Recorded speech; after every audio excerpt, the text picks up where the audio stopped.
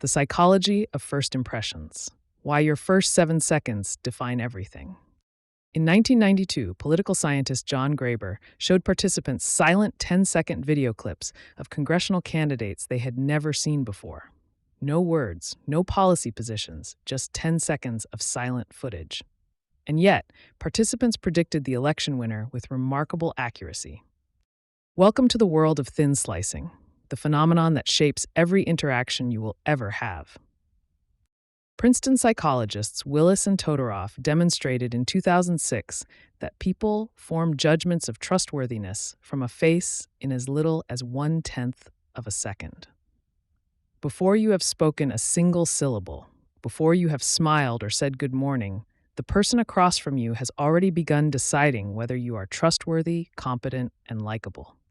This is not a flaw in human psychology. It is an ancient feature, a rapid assessment system that evolved over millions of years. The modern brain still runs this software constantly, whether the situation calls for it or not. Understanding this is not cause for despair. It is cause for strategy. What does the research actually say? Several findings converge on the same conclusion. First impressions are fast, powerful, and surprisingly durable. Psychologist Nalini Ambati showed that students rating professors from just 3 2-second silent video clips produced evaluations that strongly correlated with end-of-semester ratings. Snap judgments were not random. They were picking up on real behavioral signals. Harvard psychologist Amy Cuddy identifies 2 primary dimensions on which we evaluate others: warmth and competence. And warmth is assessed first. The brain wants to know, is this person friend or foe?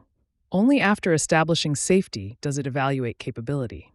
Leading with competence before connection backfires reliably. Lead with warmth, then demonstrate competence. That is the formula that works.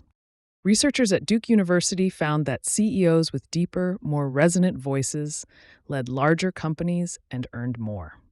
And a 2012 study found that pitch, rate, and volume during a first meeting predicted how much influence a person would have in subsequent group decisions.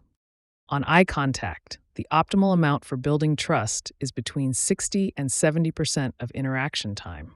Too little suggests avoidance. Too much becomes unsettling. The sweet spot communicates engaged confidence. Now, why do first impressions stick so stubbornly? Because of what psychologists call the primacy effect. The impression formed in the first moments of meeting you becomes a cognitive anchor. All subsequent information gets filtered through that anchor. Walk in looking scattered, speaking too fast, avoiding eye contact, and even impressive content gets discounted.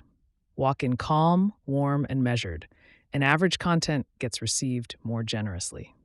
This is not manipulation, it is reality. And understanding it empowers you to enter every room, every call, every conversation with intention.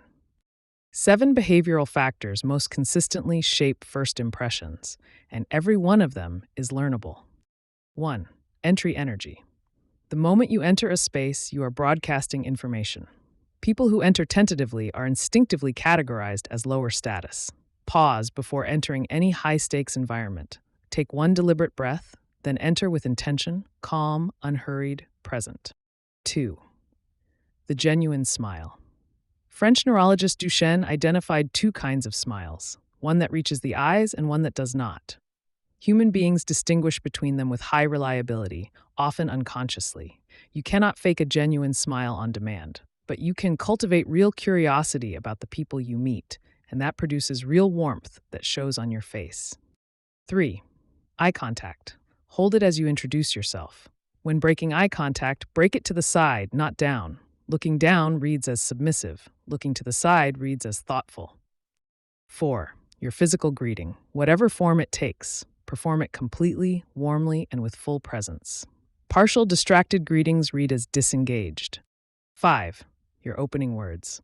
Powerful communicators use opening exchanges to signal genuine interest, rather than a reflexive response. Say something specific and real.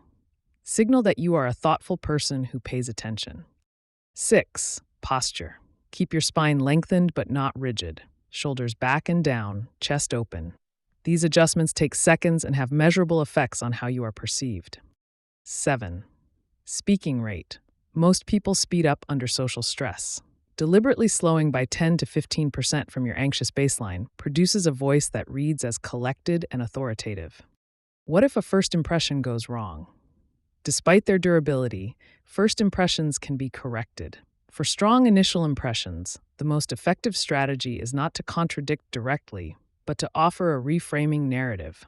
Something like, "I know I came across as scattered in our first meeting. I had just received some news and was not at my best. That is not typically how I show up." This respects their original judgment while opening a logical pathway to revision. And it signals self-awareness, which is itself a powerful trust signal. Finally, the pre-interaction ritual. Elite performers across domains use pre-performance rituals to regulate their state before high-stakes moments. You can too. Before any first impression moment that matters, spend 3 to 5 minutes in slow diaphragmatic breathing. Set an intention. Remind yourself what you genuinely want to give or learn from this interaction. Prepare your body, lengthen your posture, release tension from your jaw and shoulders, and make a conscious decision to arrive as your fullest self. Because here is the deepest finding of all: authenticity, genuine alignment between your inner state and your outward expression, is one of the most powerful first impression signals available to you. People are exquisitely tuned to detect incongruence. When your words, tone, body language, and energy align around a genuine, present self, the impression you make is deeper and more durable than any carefully constructed persona could produce. When you walk in having prepared yourself, having opened your posture, having slowed your breath and your speech, having decided to be genuinely curious about the person you are about to meet, you are not performing confidence. You are removing the obstacles to your natural confidence. The difference is everything.